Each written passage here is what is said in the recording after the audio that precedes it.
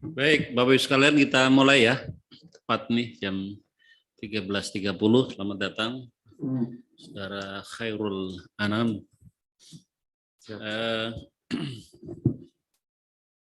Anda peserta kelima di hari ini. Ada waktu 1 jam 15 menit kita akan berdiskusi. Termasuk dalamnya 10 menit pertama saudara diminta untuk menyampaikan paparannya. Silakan, sana. Terima kasih Ketua. Bismillahirrahmanirrahim. Assalamualaikum warahmatullahi wabarakatuh. Selamat siang, salam sejahtera, salam sehat dan semangat untuk kita semua. Yang saya hormati Ketua, Wakil Ketua, Sekretaris, dan juga seluruh anggota tim seleksi KPU dan Bawaslu periode 2022 dan 2027. Mohon izin, mungkin saya akan menyampaikan gagasan atau presentasi kurang lebih 10 menit. Mungkin saya juga akan sedikit menambah sedikit kecepatan suara saya karena waktu mungkin ya. Baik Bapak Ibu sekalian, saya mengambil tema mewujudkan KPU sebagai penyelenggara pemilu serentak yang mandiri, profesional, dan berintegritas. Jadi tema ini adalah saya ambil dari visi KPU sesuai dengan Renstra KPU 2020-2024 sesuai dengan SK 197 tahun 2020.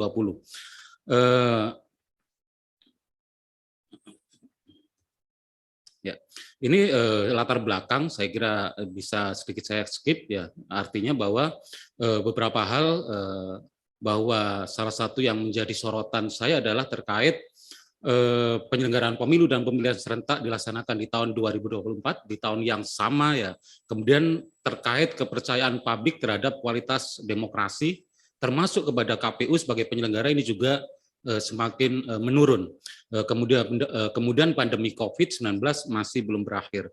Beberapa aspek yang kemudian saya soroti ya, ada 5 aspek ya, agar terselenggara pemilu yang berkualitas dapat menjamin pelaksanaan hak politik masyarakat serta mewujudkan KPU sebagai penyelenggara pemilu, pemilihan yang mandiri, profesional, dan integritas. Yang pertama, konsolidasi organisasi, penguatan SDM, dan kepemimpinan kolektif kolegial. Ini menjadi penting karena saya melihat bagaimana konsolidasi internal di KPU. Ya, saya sudah kurang lebih 13 tahun di KPU, tentu memahami dan sebagai bagian di sana kami melihat belum clear terkait konsolidasi internal. Jadi perlu kemudian peningkatan secara berkala SDM baik penyelenggara, komisioner maupun sekretariat, pelatihan BIMTEK, terutama juga terkait pelatihan-pelatihan di level sekretariat.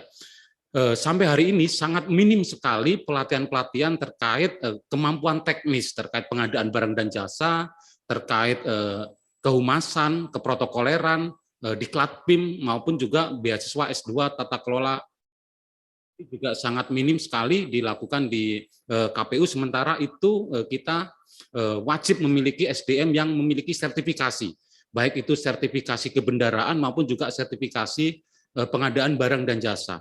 Kemudian juga keserentakan rekrutmen penyelenggara pemilu di tingkat provinsi maupun kabupaten kota.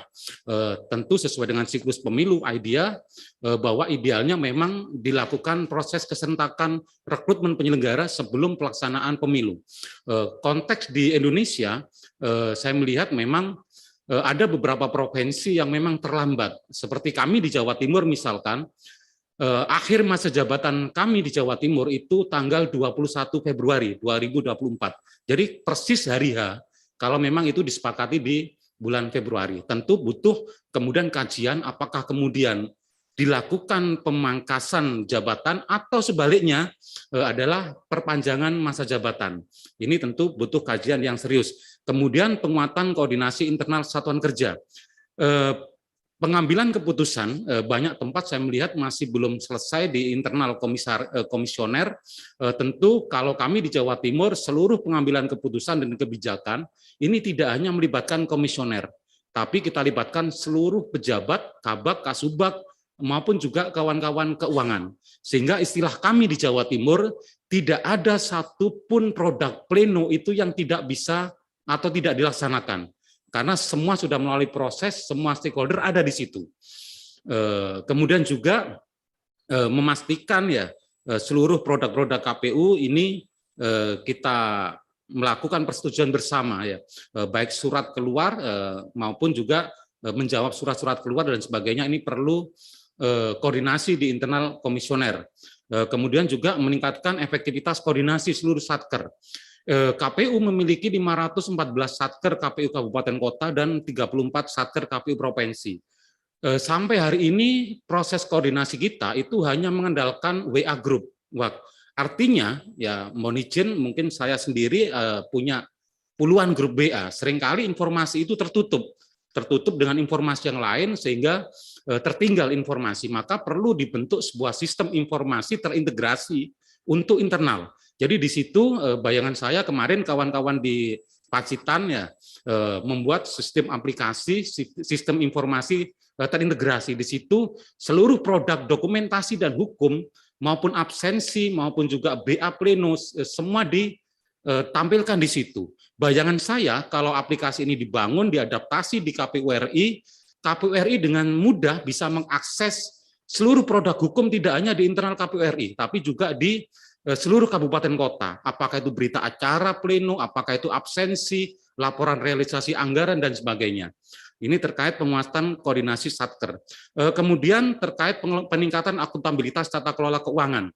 Saya menyoroti terkait proses penggunaan pengelolaan keuangan menggunakan cashless management system atau CMS. Kami di Jawa Timur, KPU RI sudah menghimbau sejak di bulan Oktober 2019 untuk melaksanakan CMS. Dan kami langsung merespon 1 bulan setelahnya kita mulai mengadaptasi penggunaan CMS tersebut. Kami di tahun 2020 dan 2021 sudah full 100% proses keuangan anggaran kami menggunakan cashless management system. Sehingga kemudian tahun 2020 kemarin kami mendapatkan apresiasi dari KPU RI sebagai KPU provinsi terbaik pertama untuk pengelolaan keuangan. Ini terkait proses itu. Kemudian juga melakukan perubahan pengelolaan keuangan anggaran hibah daerah menggunakan pola keuangan manajemen APBN. Jadi Bapak Ibu sekalian, untuk APBD seperti pilkada misalkan, proses pengelolaan keuangan di KPU ini berbeda dengan proses pengelolaan di APBN. Artinya kalau APBN ini kita melakukan proses pengajuan anggaran itu secara berkala, bertahap menyesuaikan kebutuhan kepada KPPN. Tapi kalau pilkada tidak. Jadi pilkada itu anggaran misalkan 100 miliar. Maka 100 miliar itu dari kas daerah langsung diberikan kepada KPU. Utuh 100 miliar. Apakah bahkan kalau mau dikeskan 100 miliar pun boleh ditaruh di gedung KPU. Nah, ini tentu menjadikan proses pengelolaan anggaran kita khusus terkait APBD ini menjadi mohon maaf agak kacau karena ketika ada uang cash begitu besar tanpa ada proses-proses yang bagus, tentu motivasi orang untuk melakukan proses manipulasi itu semakin tinggi. Maka harapan saya ke depan nanti dari anggaran daerah ini kemudian langsung transfer menuju keuangan negara, sehingga proses pengelolaannya menjadi APBN. Kemudian melakukan koordinasi dengan LKPP, Lembaga Kebijakan Terkait Pengadaan Barang dan Jasa Pemerintah, ini menjadi penting. Kenapa? Karena proses-proses pengadaan barang dan jasa di KPU ini seringkali bertabrakan dengan tahapan pemilu. Karena tahapan pemilu itu seringkali agak mepet ya, misalkan ketika ada PSU atau misalkan proses-proses pengadaan barang dan jasa untuk kebutuhan kampanye, di mana waktu kampanye minim, tapi proses pengadaan juga kita harus melakukan proses pengadaan yang begitu panjang secara waktu. Kemudian memperbanyak item pengadaan barang dan jasa melalui e-katalog. Pengadaan barang dan jasa e-katalog ini sangat memudahkan kami di bawah atau penyelenggara. Jadi lebih aman, lebih cepat, lebih mudah. Kemudian penguatan APIP berikutnya terkait konsolidasi, ini saya soroti menjadi penting Bapak Ibu sekalian karena per hari ini ada kurang lebih 39 satker se-Indonesia itu yang bermasalah dengan hukum APH. Dampak dari proses pelaksanaan pilkada. Tahun ini di pilkada 2020 masih 1 menit lagi. Ampun, siap. Oke. Masih ada 19 kap kota yang masih bermasalah terkait APH. Maka penting bagi APIP KPU untuk melakukan proses penguatan dan melakukan kerjasama dengan baik dengan APH, baik kejaksaan maupun kepolisian. Lanjut, kedua terkait perencanaan dukungan anggaran dan penguatan regulasi, perencanaan tahapan pemilu, dukungan anggaran dan infrastruktur, dan penguatan regulasi. Saya menyoroti mungkin terkait penguatan regulasi ya. Jadi penting bagi KPU untuk memastikan regulasi-regulasi penyelenggaraan ini seawal mungkin, sedini mungkin, dan tidak terlalu banyak perubahan. Ya, ini menjadi kendala bagi kami baik penyelenggara di daerah maupun juga di kawan-kawan peserta pemilu. Berikutnya terkait penguatan infrastruktur teknologi informasi, hardware maupun software. Saya menyoroti dalam hal ini adalah terkait kapasitas server.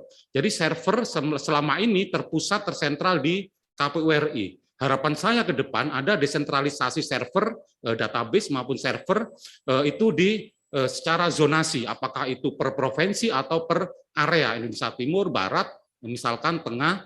Ini ada server-server yang kemudian bisa membantu proses penyelenggaraan proses aplikasi kita, terutama dalam proses krusial pemutakhiran data pemilih maupun rekapitulasi suara, Sirekap.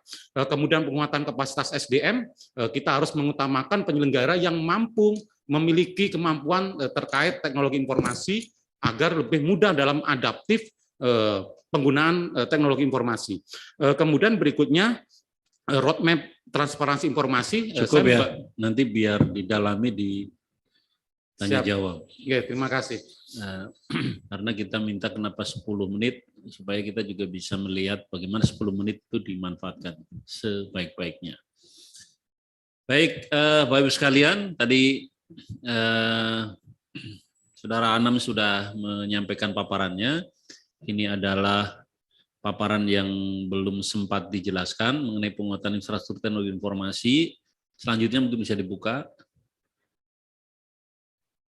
Kemudian ini sinergi dengan stakeholders, partai politik, peserta pemilu, kemudian dengan penyelenggara pemilu yang lain. Pemerintah, pelan-pelan. Siap. Ini bergerak terus kayaknya nih, enggak ini laptopnya nih sendiri. Ini ya, sinergi dengan stakeholders. Lanjut. Kemudian penguatan teknis penyelenggaraan, mulai dari akurasi data pemilih, penguatan Sirekap, redesain surat suara, terus pendidikan pemilih dan literasi demokrasi, antisipasi pandemi COVID, terus sudah cukup ya. Siap. Tidak ada kata-kata selesai. Ada ini, terima kasih. Wah, ini maksudnya pengen lihat ini. Kan apa namanya standar ya, kalau penjelasan terakhir itu cukup atau terima kasih. Jamnya bagus ini misalnya. Baik, silakan Bapak Ibu, Ibu Betty akan mulai, silakan. Terima kasih Pak Ketua. Selamat siang. Siang Ibu. Pak Khairul Anam. Mungkin saya ini ngelihat pemilu yang tahun 2024 ya. Menurut Pak Khairul Anam, apa kalau ada 3 hal yang paling berpengaruh kepada keberhasilan pemilu 2024 ya? Jujur, adil, efisien penggunaan dananya, nggak ada lagi korban-korban KPPS ya. Apa tuh critical success factor-nya? Saya pilih yang 3 yang paling berpengaruh aja. Apa? Yang pertama tentu transparansi, keterbukaan. Ini menjadi penting dalam rangka untuk membangun kepercayaan publik, baik pemilih, masyarakat, maupun juga penyelenggara pemilu. Yang kedua tentang penggunaan IT. Ya, jadi penggunaan IT, saya menyoroti sebenarnya pada 2 hal pada IT ini. Yang fokus saya adalah terkait data pemilih dan juga terkait Sirekap. Karena Sirekap ini selain sebagai bagian dari keterbukaan KPU, transparansi, sekaligus Sirekap ini berfungsi untuk memitigasi terjadinya kecurangan-kecurangan perubahan suara, terutama di tingkat bawah. Berikutnya saya kira penguatan SDM penyelenggara. Ini yang menjadi penting, 3 hal. Jadi keterbukaan, kemudian penggunaan teknologi informasi, dan juga SDM penyelenggara. Baik, dari 3 hal itu saya mau melakukan pendalaman yang nomor 2 ya, penggunaan teknologi khususnya untuk data pemilih dan Sirekap ya. Untuk data pemilih ini kan dari pemilu ke pemilu masih menyisakan problem ya. Kalau Pak Khairul dipercaya menjadi anggota KPU, apa yang akan dilakukan yang berbeda? Terobosan apa nih? Ya, terima kasih Bu Betty. Jadi terkait data pemilih, sebenarnya KPU sudah memiliki desain yang cukup bagus selama ini, artinya dari pemilu ke pemilu, isu terkait daftar pemilih ini sudah mulai bergeser. Kalau dulu misalkan masih banyak isu penggelembungan data pemilih, pemilih siluman, dan sebagainya. Sekarang sudah semakin baik ya, tapi saya menyoroti terkait pemutakhiran data pemilih berkelanjutan. Ini diatur di undang-undang, tapi Undang-Undang 7 2017 sudah kurang lebih 4 tahun yang lalu, tapi dalam aplikasinya ini masih belum berjalan.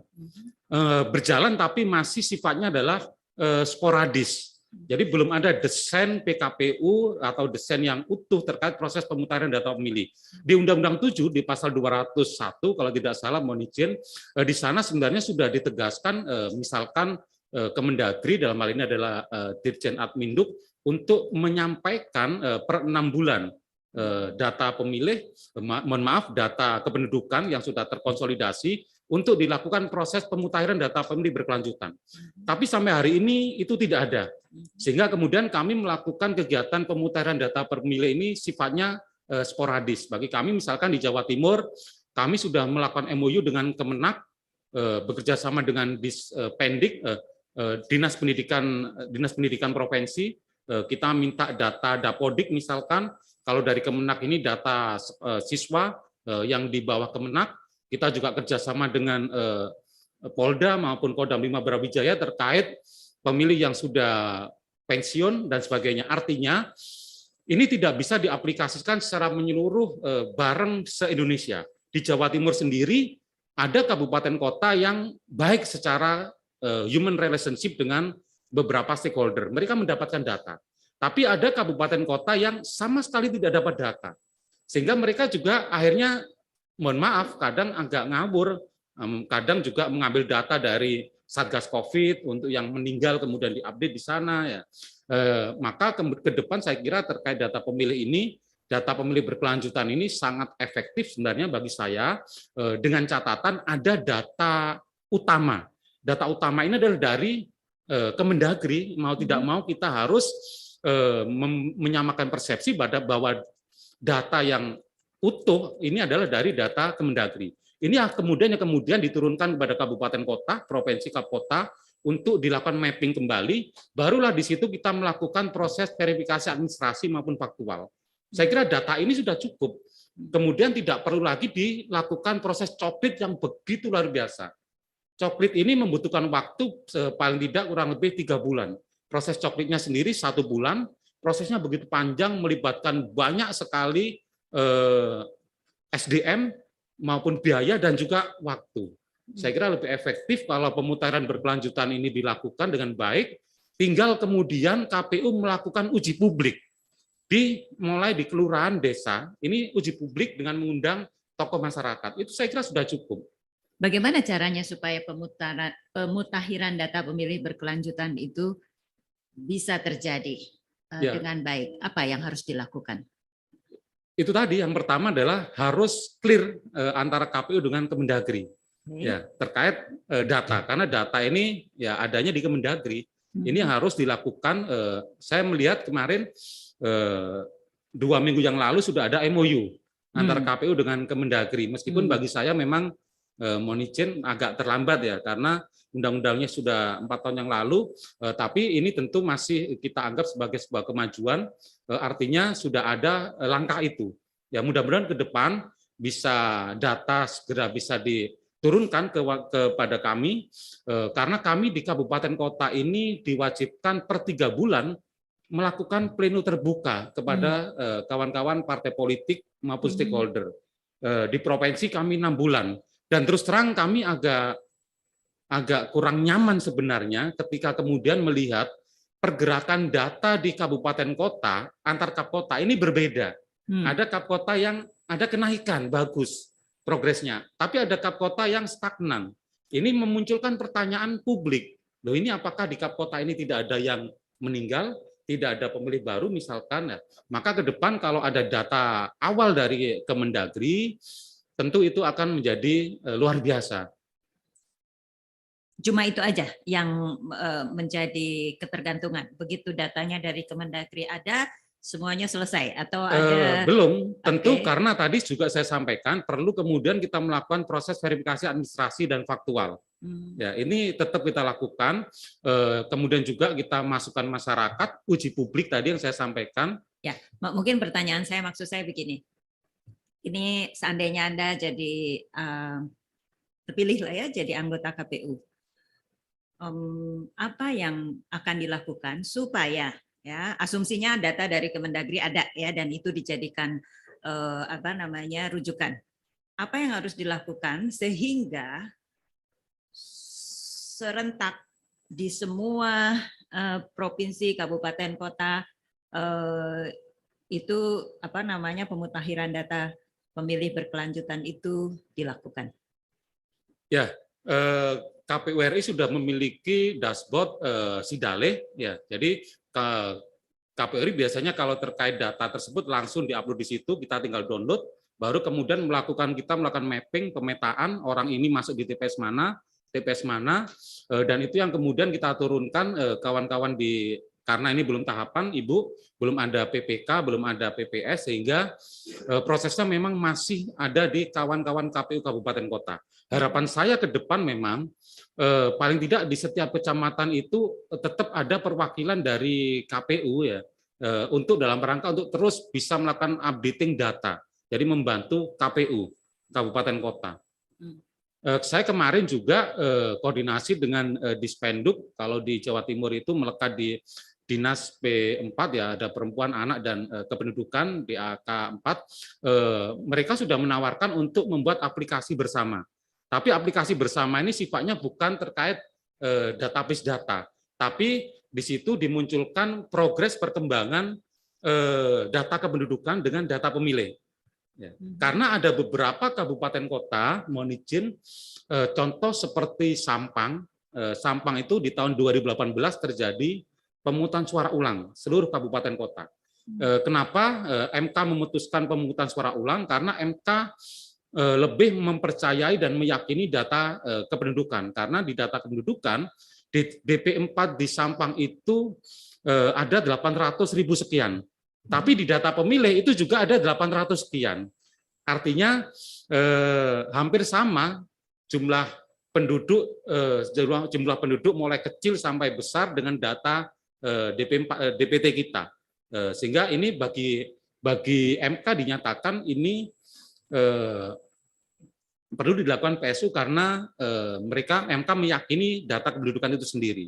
Artinya dengan adanya keselarasan antara Dispenduk Capil ini juga semakin membuat kita nyaman bahwa progres kenaikan DPT, kenaikan data penduduk ini bisa seiring.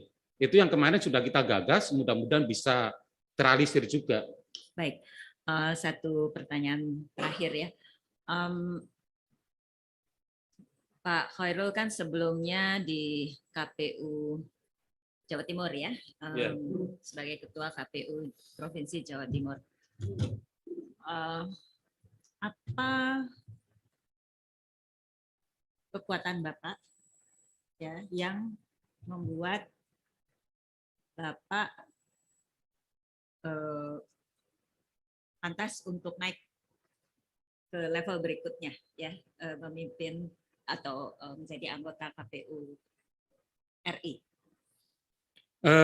Kalau saya selama ini orang yang cukup mudah beradaptasi dengan kondisi dan lebih mudah juga bergaul dengan semua pihak.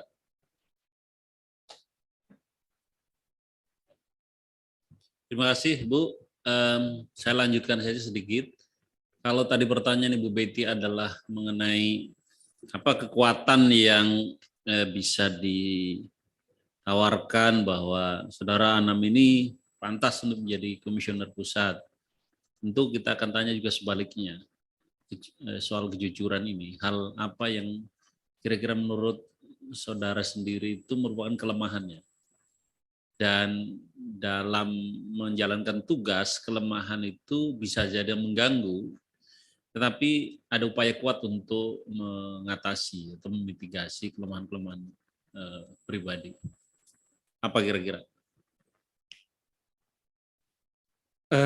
Apa ya? Kalau saya selama ini memang kalau kawan-kawan mengenal saya orang yang sangat sabar, kemudian juga bisa mengakomodir semua kepentingan, semua pihak. Sedikit kelemahan saya susah kalau memberikan sanksi kepada atau hukuman. Makanya kemudian prinsip kerja saya di KPU Provinsi Jawa Timur tidak ada namanya sanksi. Jadi kita lebih mau berbanyak reward daripada sanksi. Mungkin itu, Mas Yuri. Ya, makasih. Silakan yang lain.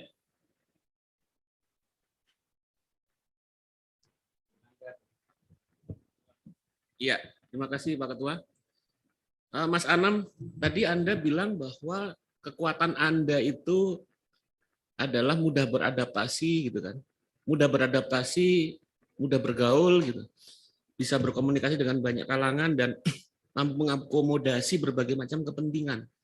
Nah, kalau misalnya dibalik bahwa jangan-jangan kekuatan yang Anda sebut sebagai kekuatan itu juga bagian dari kelemahan Anda. Karena apa? Karena ya kita sama-sama tahu bahwa setidaknya pemilu ini menghadapi berbagai macam persoalan, mulai money politik, intervensi kekuatan politik, polarisasi identitas, berbagai macam bentuk-bentuk intervensi dari kekuatan politik ataupun kekuatan bisnis gitu terhadap penyelenggaraan pemilu yang memiliki potensi besar untuk melemahkan proses demokrasi elektoral kita.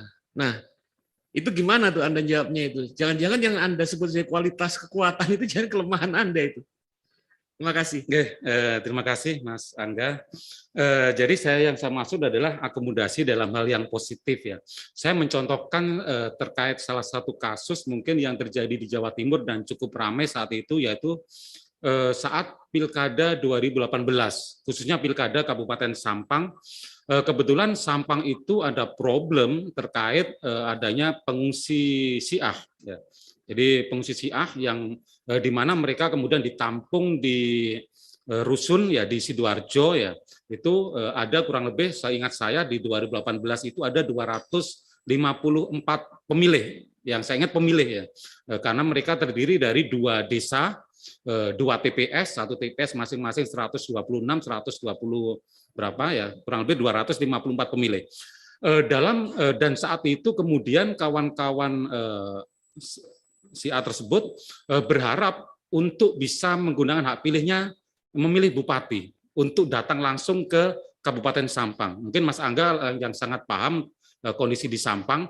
Sementara di Kabupaten Sampang ini hampir semua, seingat saya hampir semua stakeholder itu menolak kehadiran mereka. Itu 2018.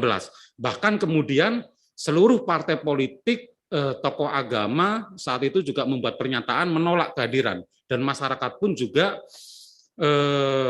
berupaya menghalangi.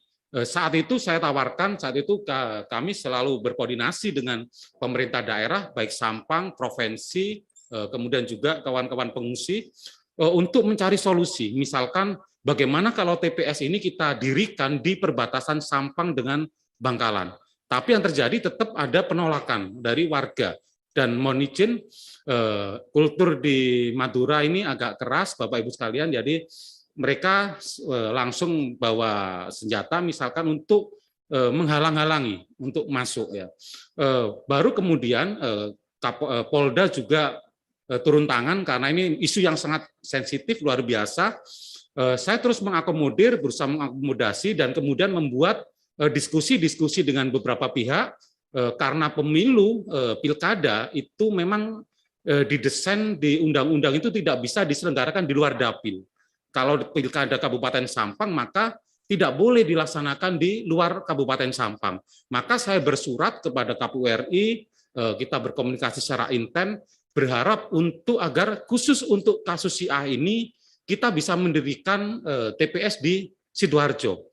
Dan alhamdulillah dengan upaya-upaya yang cukup bagus, KPU RI mengeluarkan surat untuk mengizinkan. Artinya ada diskresi regulasi dalam kasus ini karena sudah menyangkut urusan yang sangat sensitif ya, urusan agama, SARA, bicara terkait stabilitas keamanan juga, maka akhirnya juga didirikanlah TPS di Rusun di Sidoarjo. Dengan catatan juga kami membawa petugas dari Kabupaten Sampang. Itu contoh mungkin positif bagaimana saya berupaya mengakomodasi ya banyak kepentingan, tapi dengan catatan memang itu untuk tujuan-tujuan positif, Mas Angga.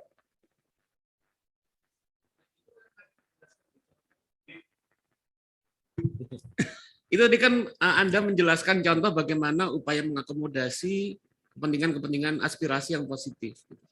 Nah, kira-kira Anda bisa nggak menjelaskan kepada kita, meyakinkan kepada kita, misalnya Anda pernah punya pengalaman, misalnya diintervensi secara politik oleh kekuatan politik tertentu, gitu, tapi Anda tetap bisa menjaga integritas Anda sebagai penyelenggara pemilu, untuk menjelaskan kepada kita bahwa akomodasi kepentingan yang Anda lakukan itu hanya yang positif saja, seperti yang Anda utarakan. Ilustrasinya kira-kira, contohnya. Ya, kalau sudah mengarah pada sesuatu yang di luar regulasi, saya kira kita kembali ke regulasi. Contoh misalkan terkait ketika proses rekapitulasi di tingkat provinsi, terutama rekapitulasi untuk pemilu legislatif ini sangat keras sekali ketika kemudian banyak pihak berseberangan, ada yang sangat keras ya pertarungan di sana, maka tawaran saya saat itu misalkan kasus Probolinggo Pasuruan, Dapil Probolinggo Pasuruan, saya kemudian memberikan karena sudah tidak bisa kita lakukan negosiasi misalkan untuk bisa menyepakati apa yang sudah disampaikan kawan-kawan kabupaten kota, maka kita kembali kepada regulasi untuk melakukan proses sinkronisasi pencocokan hasil di tingkat PPK. Jadi akhirnya kemudian kita minta kawan-kawan KPU Probolinggo saat itu mengambil seluruh berita acara untuk di tingkat kecamatan untuk kemudian kita buka di rekap di tingkat provinsi. Itu mungkin upaya kita ya kembali kepada regulasi ketika memang sudah ada tekanan-tekanan politik yang sifatnya mungkin berupaya untuk mengintimidasi. Kita kembali kepada regulasi dan tentu juga tidak lepas dengan koordinasi dengan Bawaslu. Baik, terima kasih. Ibu Endang atau Pak Chandra dulu. Ya, izin Bu Endang.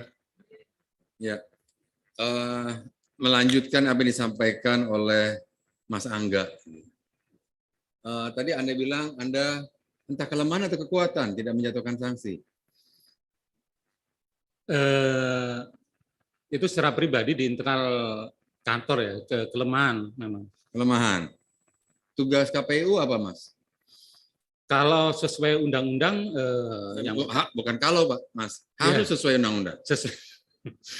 Sesuai undang-undang, di Undang-Undang 7 tugas KPU yang pertama menyusun program anggaran dan tahapan, yang kedua membuat tata kerja, menyusun dan menetapkan tata kerja KPU RI, KPU provinsi, KAP kota sampai di tingkat KPPS, kemudian yang ketiga menerima daftar pemilih dari KPU provinsi, kemudian memutakhirkan data pemilih, kemudian melaksanakan, mengkoordinir dan memantau seluruh proses tahapan pemilu, kemudian menetapkan, membuat peraturan KPU, mengumumkan daftar calon, membuat berita acara, sertifikat hasil terhadap proses rekapitulasi. Oke. Di sini ada J.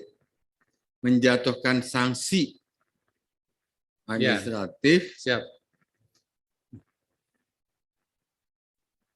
kepada anggota KPU provinsi, KPU kota, kabupaten, PPLN, dan selanjutnya. Itu kan tugas KPU ya. Siap. Berapa banyak menurut pengetahuan Anda sanksi yang pernah dijatuhkan KPU kepada baik itu KPU provinsi, kota, kabupaten gitu ya, dalam periode 2017-2022. Banyak nggak? Cukup banyak. Cukup banyak. Kalau cukup banyak itu artinya itu merefleksikan tingkat pelanggaran kan? Siap, betul. Nah, kalau Anda tidak berani menjatuhkan sanksi, itu bagaimana? Apakah selama 5 tahun ini tiba-tiba semuanya menjadi baik gitu ya, menjadi tertib peraturan? Bisa Anda jawab nih? Oke, siap. Terima kasih, Pak Chandra. Yang saya maksud tadi adalah secara personal ya. Jadi saya kebetulan sejak tahun 2019 saya diberikan amanah kawan-kawan sebagai ketua. Yang saya maksud saya segan memberikan sanksi ini adalah dalam proses pengelolaan SDM di lingkungan KPU provinsi. Boleh saya potong? Kapan sanksi itu wajib dijatuhkan? Ketika ada pelanggaran. Ketika ada pelanggaran. Ya. Kalau enggan menjatuhkan sanksi, sanksi adalah ketika pelanggaran, jadi pelanggaran, enggan menjatuhkan, kan artinya kalimat jadi begitu kan? Siap. Enggan menjatuhkan sanksi pada saat terjadi pelanggaran. Mohon izin, saya selalu menyampaikan kepada kawan-kawan saya, terutama di level pejabat, kabak, kasubag, sekretaris, ya, ketika memang ada kesalahan dari kawan-kawan pelaksana, ini belum tentu itu adalah kesalahan utuh dari kawan-kawan staf. Bisa jadi memang kekurang mampuan dari para pejabat ini untuk melakukan distribusi, memberikan penjelasan terhadap kerja-kerja. Jadi tentu evaluasi yang selalu saya lakukan dan saya juga bisa diulang. Apabila terjadi kesalahan, belum tentu 100% ini kesalahan pelaksana. Kesalahan siapa? Dimungkinkan juga ini kesalahan kita selaku pimpinan, kesalahan kawan-kawan pejabat juga misalkan dalam memberikan tugas tersebut mungkin tidak jelas atau mungkin juga dalam menempatkan personal ini juga tidak pada tempatnya. Makanya kemudian dalam di kami, mohon izin, saya menyampaikan KPU provinsi, kami di Jawa Timur, saya berupaya penuh meletakkan kawan-kawan staf maupun pejabat itu sesuai dengan kompetensi dan juga keinginan mereka, terutama kompetensi. Ini untuk mengurangi terjadinya kesalahan.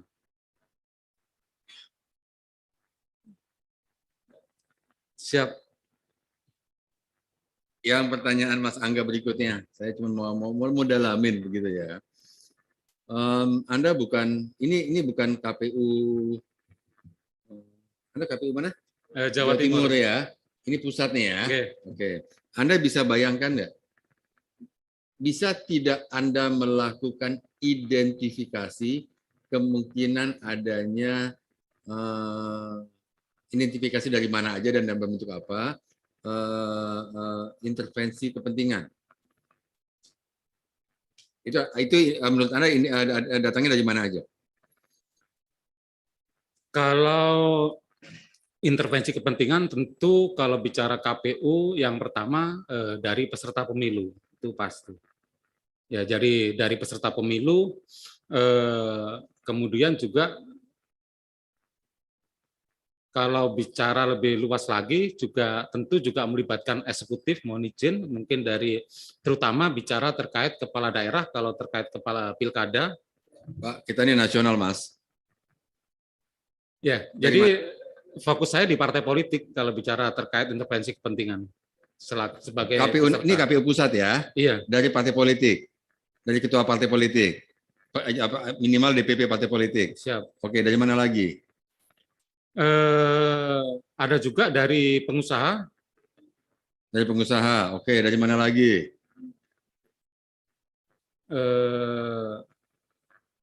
Dari pemerintah? Dari Mendagri? Dimungkinkan juga. Dimungkinkan. Potensial ada dari Kemendagri, dari Pak Mendagri mungkin. Kenapa Anda nunduk? Ya, ya. Tentu penguasa juga dimungkinkan juga melakukan intervensi juga. Oke. Tidak harus Mendagri, mungkin yang lain juga. Nggak harus Mendagri, dari mana? bisa jadi misalkan dari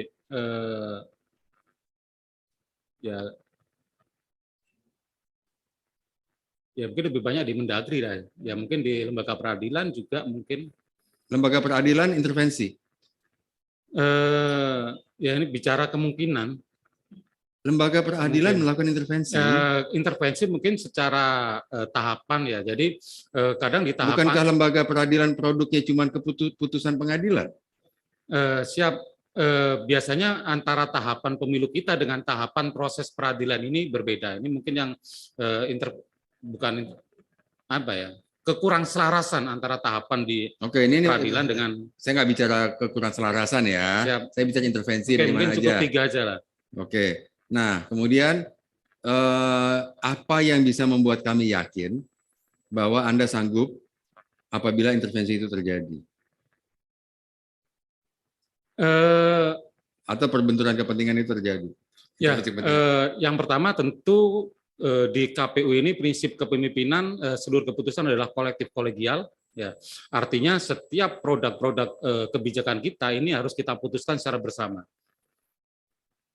Oke, berarti Anda mengandalkan anggota KPU yang lain untuk sama-sama menghadapi intervensi itu. Jadi ngajak gitu ya, tiji tibe, mati siji, mati kabeh. Gitu.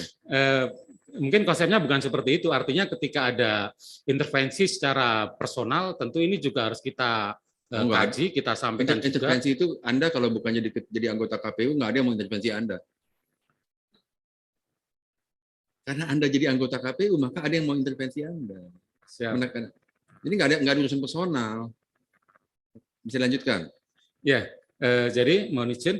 Jadi tetap kita bicara terkait regulasi, kemudian juga kalau saya sebenarnya di PowerPoint juga saya sampaikan juga, kita membuka ruang seluas-luasnya dan sesering mungkin kita membuka ruang koordinasi dengan partai politik sehingga seringkali memang hal-hal yang seharusnya secara normatif itu bisa dilaksanakan dengan mudah itu seringkali tidak tersampaikan, tersosialisasikan dengan baik kepada stakeholder sehingga kemudian mereka lebih cenderung melakukan intervensi menggunakan jalan-jalan cepat, bypass. Jadi tentu ini untuk memitigasi aja, Pak Chandra. Jadi artinya memperbanyak pertemuan, membuat sebuah semacam forum untuk lebih mudah, lebih sering melakukan sosialisasi produk-produk KPU. Saya kira kalau seperti itu hampir tidak ada intervensi selama ini. Oke, kata kuncinya sosialisasi ya. Jadi dia tahu produk-produk KPU sehingga tidak ada intervensi. Siap. Ya. Orang juga tahu hukum bahwa mencuri itu salah. Itu ada sosialisasi. Korupsi itu salah, itu sosialisasi. Kan banyak juga tuh yang maling. Iya. Contoh misalkan gini, Pak Chandra. Jadi terkait misalkan proses verifikasi partai politik misalkan. Desain dalam proses verifikasi partai politik itu di KPU sebenarnya relatif sederhana. Ada tahapan-tahapan yang dilalui melalui administrasi faktual. Ketika faktual ini juga masih belum memenuhi, maka masih ada kemudian perbaikan. Kita faktual lagi. Ketika belum memenuhi lagi, masih ada cara untuk mendatangkan, menghadirkan terkait keanggotaan partai politik. Tapi seringkali kemudian banyak partai politik itu cari cara instan. Misalkan, udahlah, enaknya gimana, yang penting partai saya diloloskan misalkan. Ya, ini maka saya selalu menyampaikan, udahlah Mas, tolong ikuti saja prosedurnya. Prosedurnya juga mudah kok, sederhana. Ya, jadi ini yang menjadi penting. Jadi dan seringkali memang kawan-kawan partai politik mengirim petugas LO ya di KPU ini, seringkali mereka mengirim orang-orang yang memang kurang memiliki kapabilitas dan memiliki pemahaman yang utuh terkait pemilu. Itu contoh lah terkait intervensi. Pertanyaan kedua, Anda selama ini kan KPU provinsi kan? Tentu saja Anda mengalami selama 5 tahun ini. Sampai kapan masa jabatannya? 2024. Kalau Anda terpilih, Anda mundur dong. Secara otomatis seperti itu. Tego.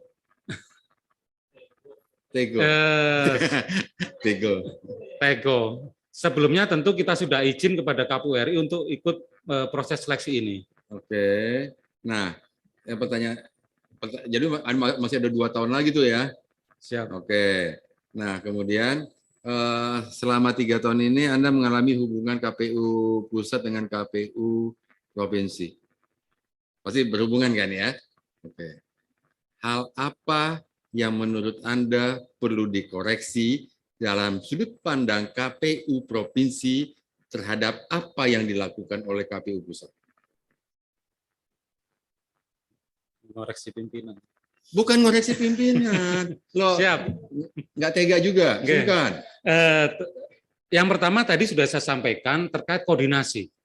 Jadi sampai hari ini koordinasi antara KPU RI dengan provinsi dan Kapolda itu agak lemah. Tadi saya contohkan misalkan terkait surat menyurat. Jadi seringkali surat itu kita terima itu ya administratif. Kemudian juga terkait perlindungan hukum terhadap kami di provinsi maupun kabupaten kota. Ini yang saya katakan APIP tadi ya. Hari ini banyak beberapa di Jawa Timur ada 2 yang bermasalah. Itu kemudian ketika kami melaporkan, menyampaikan kepada KPU RI, ternyata kemudian pihak inspektorat ini meskipun sudah turun, bahkan ketika inspektorat turun, ini malah kemudian kejaksaan semakin marah, meningkatkan dari proses penyidikan menjadi pitsus. Ya. Jadi artinya penguatan. Apa yang salah di situ, Mas? Inspektorat turun, kemudian kejaksaan. Apakah dengan inspektorat turun dan kemudian kejaksaan yang angkat kaki? Yang Anda harapkan begitu? Ya, gini, maksud saya, artinya perlu penguatan terkait desain perlindungan terhadap kami selaku penyelenggara, kawan-kawan di kabupaten kota. Saya agak lupa, misalkan di Undang-Undang 14 2004 terkait proses pengelolaan, pelaporan dan pemeriksaan ya. Ini kami sebenarnya terkait SPJ dan sebagainya, ini diatur kita itu menyampaikan ke APIP, ke Inspektorat dan BPK. Tapi di waktu yang sama, kejaksaan ketika sedang proses, masih belum audit, ini masuk dan meminta seluruh SPJ, BKU, dan sebagainya. Pertanyaan saya, apakah dalam hal ini jaksa salah? Apakah KPU pusat bisa mencegah jaksa masuk? Itu yang menjadi problem. Makanya saya sampaikan. Pertanyaan saya gitu, apakah boleh KPU pusat, woi jaksa, Anda jangan masuk, kita lagi masuk, inspektorat lagi masuk. Aturannya memang begitu. Saya nanya. Selama ini seperti itu, diatur memang proses pemeriksaan kita di KPU ini adalah melalui APIP dan BPK RI. Sebelum proses audit. Seperti saya contohkan di Kota Pasuruan. Saya nggak mau perpanjang itu. Oke, yang itunya. Oke, satu. Ya, karena perlindungan. Kemudian hal apa lagi yang menurut Anda KPU pusat itu menyebalkan? Terkait teknologi informasi. Mohon maaf, Sirekap ini bagi saya sebuah aplikasi yang luar biasa karena selain itu sebagai media kita untuk melakukan memperkuat kepercayaan publik ya terkait percepatan hasil pemilu dan sebagainya. Tapi dalam prakteknya Sirekap ini tidak berjalan saat hari H. Jadi Sirekap ini kami masih baru mampu melakukan proses 100% itu 15 hari setelah hari H. Padahal desain dan konsep Sirekap ini yang melaksanakan adalah KPPS. Emang kenapa kalau 15 hari, Mas? Kalau ada Artinya masalah? Kemudian tujuan dari adanya bangunan infrastruktur IT ini tidak tercapai untuk percepatan transparansi hasil informasi. Sangat. Ya akhirnya ya tentu kemudian kami tidak bisa menyajikan hasil pemilu lebih cepat. Jadi kembali lagi manual rekap di tingkat kecamatan baru diketahui hasilnya. Ya tentu secara kelembagaan itu menjadi problem ya, artinya harapan kami ke depan sebenarnya adalah teknologi informasi yang sudah dibangun demikian bagus ini bisa berjalan secara maksimal.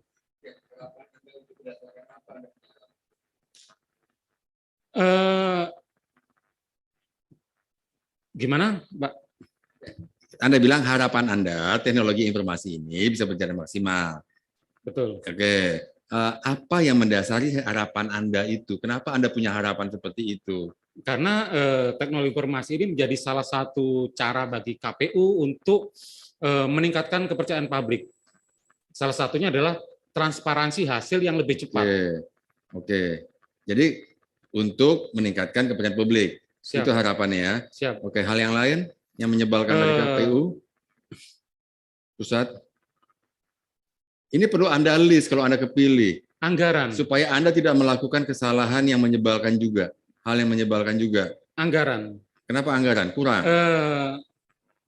Selama ini anggaran kita hampir setiap tahun diminta untuk mengusulkan anggaran. Oke. Tapi dalam setiap tahun juga anggaran yang turun juga tidak button up, tapi ya tetap ya tidak sesuai dengan harapan kami. Sementara Oke, cukup. siap.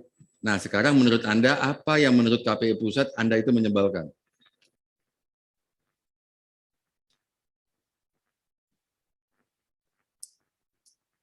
Mohon izin mungkin nanti bisa ditanyakan ke incumbent. Enggak, menurut Anda kalau menanyakan di incumbent itu nanti tinggal saya nanya, Mas. Menurut Anda apa yang menurut Anda KPU pusat kecewa terhadap Anda gitu loh? Insya Allah selama ini saya berupaya semaksimal mungkin untuk menjalankan. Pasti. Ya. Apa yang menurut Anda mengecewakan KPU pusat? Itu mesti dua sisi dong. Nah, menurut Anda sendiri, self-assessment. Selama ini tidak ada. Berarti Anda sudah sempurna melakukan tugas. Ya. Menurut Anda, gitu ya. Bukan menurut KPU pusat. Mungkin kadang juga sering terlambat dalam proses pengumpulan data misalkan ya. Karena kalau kami di Jawa Timur ini kita punya 38 satker ya, tentu juga tidak mudah untuk mengelola 38 satker dengan kondisi-kondisi yang berbeda. Mungkin itu juga kadang kalau kami di Jawa Timur, saya itu selalu berkompetisi dengan kawan-kawan Jawa Tengah, Jawa Barat. Ketika kemudian misalkan terkait Sidalih, Gorontalo nomor 1 sudah selesai. Kompetisi kita biasanya di situ. Anda telepon, ente udah belum? Ane juga besok aja deh, gitu. Di dashboard sudah ada di situ. Artinya ya memang kita satker yang besar, kita punya 31 juta pemilih ya, artinya juga tidak mudah. Kita kalau urusan pertanyaan saya gini, kenapa Anda mesti koordinasi dengan Jawa Barat dan Jawa Tengah? Ente belum kan? Ya udah, gue juga besok aja deh. Bukan seperti itu artinya. Ya memang kompetisi kita di situ. Makanya kami sejak 2019 selalu usul kepada KPU agar proses penghargaan misalkan itu tidak disamaratakan. Jadi perlu kemudian ada penilaian itu jangan disamaratakan 34 provinsi, tapi dibagi bobot beban kerja. Kecil, satker sedang, satker besar. Jadi dilihat aja bobot beban kerjanya kan. Siap. Ya? Analisa beban kerjanya ya. Proporsional, siap. Oke. Sementara itu aja dulu. Makasih Pak Yuri. Siap, terima kasih. Pak Yuri, ini ada soal Kemendagri tadi sebut boleh nggak? Ini kalau saya ini soalnya ini didengar publik, ada Menteri Dalam Negeri kantor sini. Saya patut nanya Mas Anam gitu. Di bayangan Bapak itu dan mungkin Bapak punya pengetahuan Kemendagri selama ini ada intervensi pada penyelenggara enggak? Sehingga Anda berasumsi Kemendagri kemungkinan intervensi. Saya tanya balik, Pak. Iya. Ini ngaco ini soalnya. Saya tadi tidak menjawab, tapi sudah disampaikan Pak Chandra.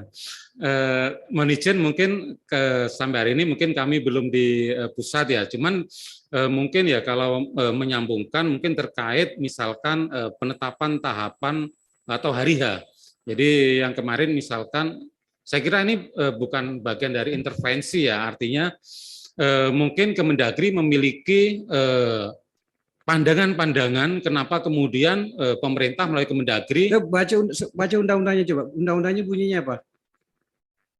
Ngerti nggak undang-undangnya kamu? Yang terkait? Iya, soal penetapan area penetapan. Coba baca undang-undangnya baik-baik. Ya, di 167 di situ memang kewenangan KPU untuk menentukan tahapan hari H dengan berkoordinasi lah dengan pemerintah dan DPR. Ya, terus masalahnya apa? Ya, Coba dan itu diatur dalam peraturan, baca undang-undangnya, dalam peraturan KPU. Peraturan KPU itu dikonsultasikan pemerintah dan DPR.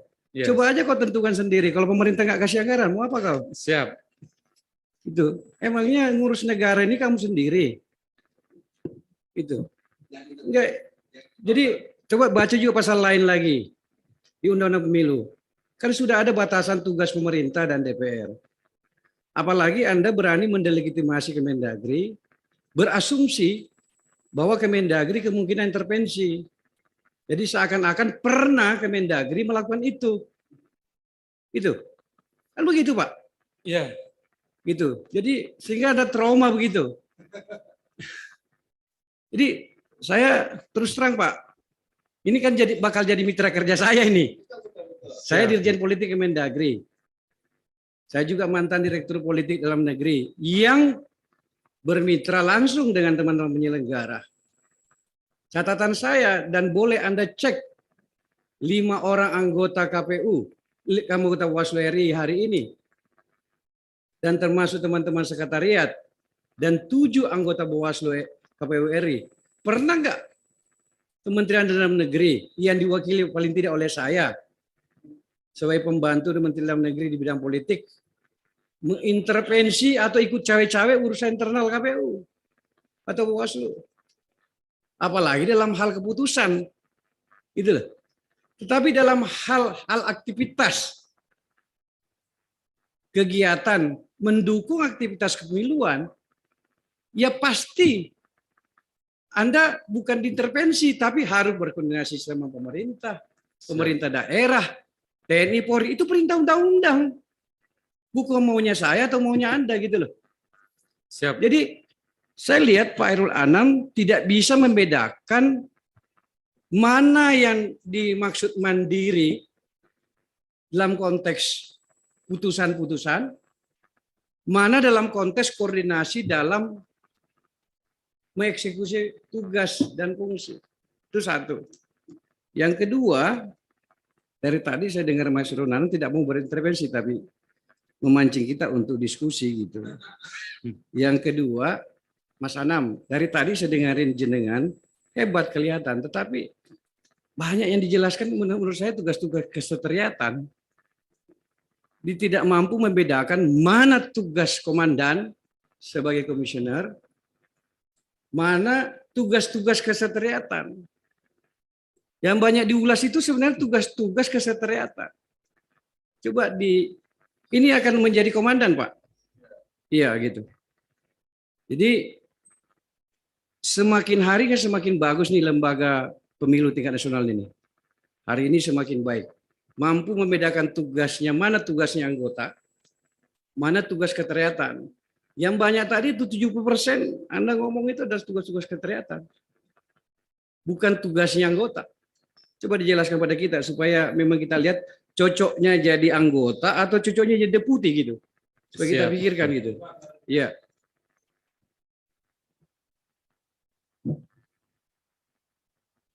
Yang dimaksud kemungkinan itu bagaimana? Oke.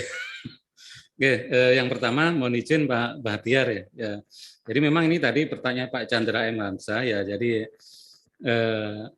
bicara kemungkinan ya, artinya ya kalau kemungkinan memang semua serba mungkin ya. Jadi bukan dalam artian kemudian menyampaikan ada sudah terjadi proses-proses intervensi seperti itu. Tapi probabilitas itu juga ada peluangnya, Pak. Di ruang mana gitu kira-kira di tugas fungsi KPU itu ada kemungkinan Kemendagri bisa masuk intervensi gitu loh. Oke, siap. Ya, jadi sekali lagi tadi saya sudah menyampaikan memang yang selama ini terjadi memang di partai politik dan pengusaha ya. Yang kemudian ditambahkan oleh Pak Chandra, pemerintah mungkin dalam di Kemendagri ya. Saya makanya tadi tertunduk tidak menjawab sebenarnya ya. Tadi. Oke. Siap.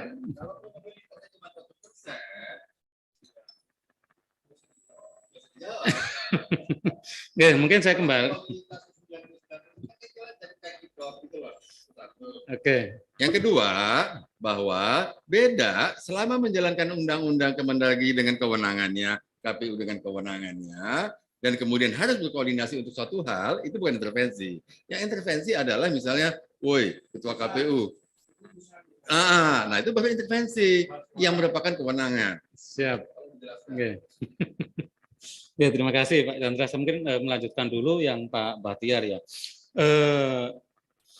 Tentu dalam kebijakan-kebijakan besar terkait pengelolaan keuangan, anggaran, bahkan terkait pengadaan, ini kami di komisioner sekarang memang harus terlibat Pak Bahtiar ya. Salah satu, misalkan saya sebagai ketua, tugas salah satu ketua adalah untuk memastikan melakukan proses pertanggungjawaban terkait keuangan. Itu tercantum di PKPU tata kerja kami ya. Jadi artinya kemudian juga di SPIP, sistem SPIP kita, SPIP ini juga di situ ada terkait anggaran, pengelolaan keuangan, pengadaan, BKU dan sebagainya. Di situ juga ada kewajiban untuk kami, khususnya kawan-kawan divisi hukum dan pengawasan untuk bertanda tangan. Artinya juga yang kedua, kebijakan-kebijakan besar terkait proses pengelolaan dalam rangka transparansi ini memang harus didorong melalui kebijakan komisioner ya. Tidak bisa kemudian ini hanya diserahkan ya kepada sekretariat misalkan, karena tentu kebijakan dari komisioner ini yang kemudian bisa memberikan pengayoman dan perlindungan terhadap kawan-kawan sekretariat untuk bisa melaksanakan dengan baik. Jadi saya kira tetap penting proses-proses ini, proses-proses misalkan ya saya maksud tadi, misalkan terkait koordinasi dengan LKPP untuk proses pengadaan barang dan jasa. Harapan saya proses pengadaan barang dan jasa di KPU ini bisa bersifat lex spesialis, artinya apakah nanti sifatnya muncul perpres misalkan, agar karena proses pengadaan di KPU ini berbenturan dengan hari-hari di tahapan pemilu. Ya, maka ini tentu menjadi tetap penting keberadaan komisioner bicara terkait kebijakan untuk mengkoordinasikan kebijakan-kebijakan besarnya. Terkait prosesnya ini tentu sudah menjadi tugas dan tanggung jawab kawan-kawan di sekretariatan. Konkretnya kalau Bapak jadi anggota KPU, Bapak akan terlibat pengadaan barang dan jasa? Tidak secara langsung, ya, tapi kita mengawal proses kebijakannya. Ya ini biar publik tahu bahwa merasa harus ikut terlibat dalam teknis pengadaan barang dan jasa dan hal-hal seperti itu. Bukan di teknis, Bapak, mungkin di kebijakannya. Jadi contoh misalkan di kemarin saat pilkada, kami melakukan proses pengadaan barang dan jasa karena di provinsi sudah ada unit kegiatan pengadaan barang dan jasa UKBBJ. Kita melakukan proses pengadaan barang dan jasa dengan cara metode konsolidasi. Artinya pengadaan barang-barang yang di bawah 200, di bawah 100 juta yang semestinya bisa proses PL, ini kita lakukan konsolidasi, kita kumpulkan untuk kemudian dilelang secara utuh. Dan ini tentu juga berdampak pada penghematan anggaran yang luar biasa. Contoh kemarin lelang BURT, barang umum rumah tangga non medis di kebutuhan di TPS ya, seperti tempat cuci tangan dan sebagainya. Itu kemarin nilai lelang misalkan 25 miliar, pemenangnya tidak sampai kurang lebih 10 miliar. Jadi ada penghematan yang begitu besar karena ini kita kumpulkan proses terkonsolidasi. Mas, saya mau nanya Mas, mengenai pengadaan barang dan jasa, kenapa Anda terlampau tertarik untuk masuk ke yang hal-hal seperti itu? Ya, saya mungkin Bapak ingat nggak kejadian komisioner KPU beberapa saat yang lalu ini, mohon maaf gitu ya. Ya, siap. Kan Bapak cukup bilang kepada si Sekjen, bukan si Sekjen, Pak Sekjen, tolong lakukan efisiensi. Nggak perlu, saya nanya, bukan nggak perlu ya, itu urusan Bapak, pilihan Bapak. Kenapa Bapak tertarik untuk masuk ke arah yang terlampau teknis seperti itu? Ya, terima kasih Pak Chandra ya. Saya bukan dalam artian tertarik ya, artinya cuma memang posisi saya sebagai... Mas Anam jelaskan dalam atau klarifikasi dalam kalimat yang singkat aja, nggak usah membuat contoh-contoh, nanti panjang lagi. Karena kita pasti Siap, bisa mencari Mas contoh Yuri. sendiri-sendiri. Tapi Mas Anang ini, Kemendagri ini, Iya. Saya biar enak tidur saya, Mas. Siap, Pak Besok Batiar. saya turun di sini digebuki banyak orang saya. Gitu. Iya. Iya. Iya. Coba Mas Anang itu. Coba diklarifikasi Mas Anang. Kalau Oke. memang Anda tidak merasa Kemendagri tidak punya potensi, dicabut aja kalimatnya. Siap. Ya. Ya. Ya. Oke, jadi yang pertama terkait Kemendagri, saya tadi memang hanya menyampaikan di awal partai politik dan pengusaha, jadi tidak ada Kemendagri memang dari awal ya. Ini mohon izin Pak Batiar, klarifikasi ya. Cukup Mas. Siap. Iya. Saya turun di sini dijagain sama banyak orang Mas Anang. Iya. Ya, karena terkait efektivitas keuangan, ya, efisiensi penggunaan keuangan negara. Ya, baik. Sebelum Prof. Hamdi, saya mau sedikit konfirmasi aja. Ingin komitmen Anam ini, Mas Anam. Mas Anam ini dari Jawa Timur.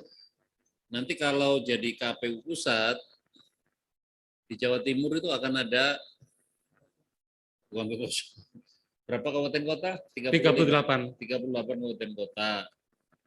Nanti akan keliling juga provinsi-provinsi seluruh Indonesia.